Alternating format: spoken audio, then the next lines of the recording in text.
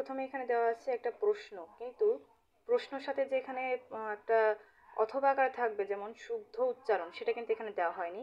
এটা এখানে দেওয়া উচিত ছিল। 2 নম্বর প্রশ্নটা ঠিক আছে। 3 নম্বরে এসে আবার শব্দ দিচ্ছে কিন্তু কোনো বোর্ড প্রশ্ন দেওয়া হয়নি। 4 আর 5 নম্বর, 4 আর 5 নম্বরে বলা হয়েছে যে প্রত্যয় আর উপসর্গ। বোর্ড প্রশ্নতে কখনো তো বলা হয় না যে প্রত্যয় আর উপসর্গ সম্পর্কে কোনো প্রশ্ন দেওয়া থাকে না।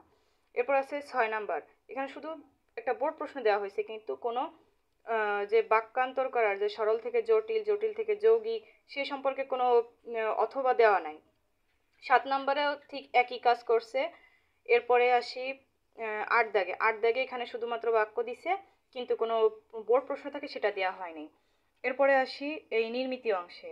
নির্মিতি অংশে এখানে কি করছে, পারিভাষিক শব্দ দেওয়া আছে ঠিক আছে, কিন্তু শব্দের সাথে যে অথবা আকারে অনুচ্ছেদ থাকবে, অথবা দেওয়া হয়নি। এখানে 2 নাম্বার আলাদা করে বসানো হয়েছে, মার্কিংও আলাদা করে দিছে, এখানে একটা ভুল।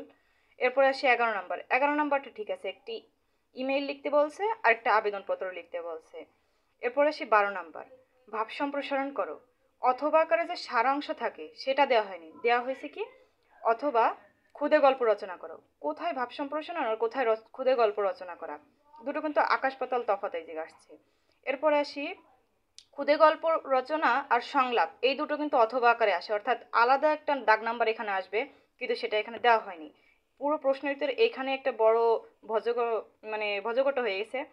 এরপরে আসি 13 নম্বরে, এখানে বলা হয়েছে কি আবেদনপত্র লেখো। আগেই তো আবেদনপত্র লেখার কথা বলা হয়েছে, তো দ্বিতীয়বার কেন লেখার কথা বলবে?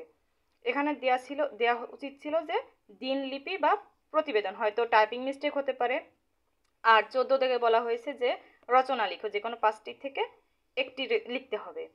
তো প্রশ্নের ভিতরে এই যে যে লাল কালির লেখা, এইগুলোই ছিল এই প্রশ্নের ভুল। আর এগুলো কিন্তু বোর্ড কোশ্চেন থেকে দেখা। এখন তোমরা হয়তো বলতে পারো যে বোর্ড কোশ্চেন করছে, আসলে এই কোশ্চেন কোথায়? তোমরা যারা আমার মতো প্রশ্ন কালেক্ট করো, দেখো এই যে এটা যশোর বোর্ডের 24 সালের সিলেবাস অনুযায়ী যারা এবার পরীক্ষা দিছে, আর এটা হচ্ছে ঢাকা বোর্ড 2024 সালের, এই বছরের। এরপরে আসি এই যে 2023 সালের যশোর বোর্ডের প্রশ্ন সৃজনশীল, আর 23 সালের ঢাকা বোর্ডের প্রশ্ন, আর এই দুটো হচ্ছে এই 23 সালের এমসিকিউগুলো। তো এই পর্যন্তই আজকের মতো। আমি টিচারের কাছে যাব এবং এই প্রশ্নর যেই ভুলগুলো সেগুলো বলবো। যদি তিনি কোনো সুসংগত কারণ আমাকে দেখাতে পারেন তাহলে আমি আর কোনো কথা বাড়াবো না, কিন্তু যদি কোনো অজুহাত দেখান তাহলে তার জবাব পরবর্তীতে তোমাদের সামনে আলোচনা করব। তো সে পর্যন্ত সবাই ভালো থাকো, সুস্থ থাকো, আল্লাহ।